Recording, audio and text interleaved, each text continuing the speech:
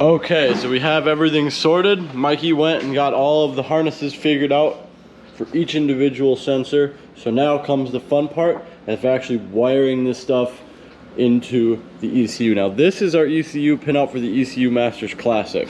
They come with these super cool little connectors. These push on right here, and then when they push down, this purple thing slides in and locks it in place. Now, what you have to do to pin these in, if you've never pinned anything, it's kind of a pain in the ass. Every wire needs to run through this first in its respective hole. Then it needs to run through the weather protection. This basically gets crimped onto the end. Pop one of these little guys off, push the wire into the end, crimp it down. Then that actually pushes in here, locks into where one of these pins would go, into one of these squares. And then once you've got everything in, this goes on top, and then this locks it in place. Pretty simple. And the nice part is you can always take this back off, slide it up, pull the weathering out, and pin more stuff if you have to. Because right now we're doing just engine sensors, so like the fans won't be wired into this at all. Stuff like fuel pump and all that other kind of stuff is going to be on its own independent hardwired switch, which, like I said, I've already got set up. But we're ready to advance, so I'm going to switch the battery in this camera, and then we're going to start actually running the harness. I'll show you guys how we do that, and then we'll start pinning everything in. And we're going to leave enough slack so this can mount anywhere it wants to under the dashboard. But the fun part begins, and this is where the stress ensues. Spend a bunch of money on a camera for the battery to die in 2 seconds. Unreal.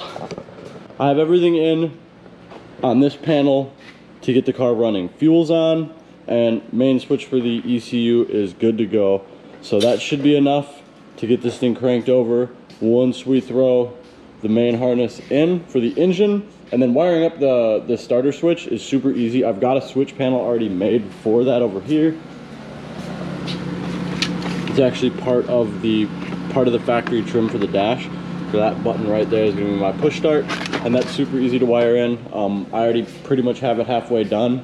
I just need to like kind of connect the dots. That'll be super easy once it's ready to crank. But now I can actually stop lying to you guys and start on this main harness. So check it out. Okay, so I just finished cutting out the last little bit of the harness that we need. All the remnants are over there. Pretty much what you see here is everything that we need to make this engine run. So our plan now is to pretty much start at one spot in the engine bay, run the wires into the firewall and into the passenger compartment, and then hopefully soon after we get all the wires in, we can start terminating them and plug them into our standalone. A lot of rinse and repeat. So just running wires right now. We're gonna run probably our idle air control valve real quick, and I'll show you guys kind of what we're doing and what our idea is with the harness. So the plan is pretty much the IAC is right about here on the intake manifold. We're going to plug it in right about here and take this conglomeration of wires, run it under the intake behind the valve cover and into through the firewall and into the cab. And then, pretty good, we pinned this right the first time. And then don't have the issue of having to repin every wire twice. Fair. Well, let's get to running wires.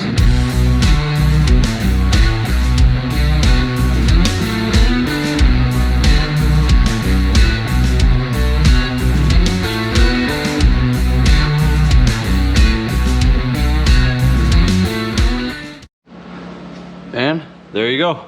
You see what I kind of mean? We're gonna pull everything back out and loom everything. Right now we're just making sure that we have enough harness for everything and that we're getting signal everywhere. So this is what I was talking about. Now we're gonna do this like 30 more times until we have everything through.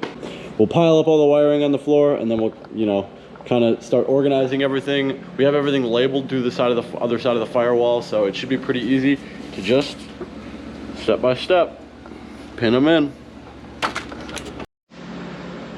And check it out. Everything is ran everything but the map sensor, which the ECU has a built-in map sensor on it, and an air intake temp sensor. Everything is wired in that we need to get this thing running. Well, not wired in, but you'll see what I mean here. So this is what we have going on back here.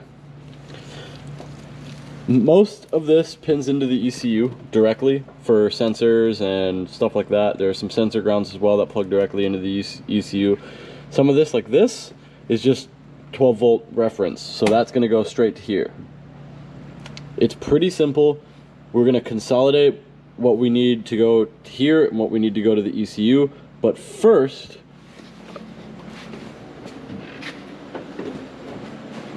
we want to be smart. Pull the intake back off, unplug these two sensors, throttle position and idle air control, and loom everything with the plastic loom. But we're not going to tape it, we're not going to put the insulation on it, just because we need to add an air intake temp sensor and another map sensor on the manifold. We're going to just loom it so that we can pin it into the ECU now and actually make a harness. So that way we have our final routing of the wiring, and then what we need to add, we can just add into that as we go. So now comes the fun part with taking basically everything that we just did back apart, so we can wrap it and loom everything. And just like a lot of things, not going to film this, but check it out. Here's our wiring harness all loomed up. Voila. So we're all loomed. This is not staying blue, don't worry. I just kind of ran out of material and I need to go tape all this up. But there she goes. So we're loomed. It'll be super easy to just add the air intake temp, and the map that I'm wiring in for speed density is just gonna like intrude right here. So it'll be really easy to add into this loom. So loving it. Now, moving on to the pins. But that can be a tomorrow job. Mikey and I are super tired. We got a lot done today. A lot of the wiring is checked off the list. The fact that we have a main harness now is, and I just noticed we didn't do the igniter for the ignition coils, but that's super easy. Same idea as what we've just been doing. I just gotta kind of cut this back open and run it through here, which again, ain't gonna be all that difficult. No sense bothering videotaping it or anything like that. We'll get it in, we'll find a place to mount it, and we'll run it. And then tomorrow, we're coming back up with the RX-7 and the 4G, and depending on what kind of time we got left over that, maybe we'll start actually pinning it in. I'm assuming that's gonna be a next weekend thing. So this video is probably gonna end right here. I'm really bad at knowing when to end these, so I'm gonna assume it's ending here. So if you made it this far, thank you. I hope you guys are stoked as I am about this build.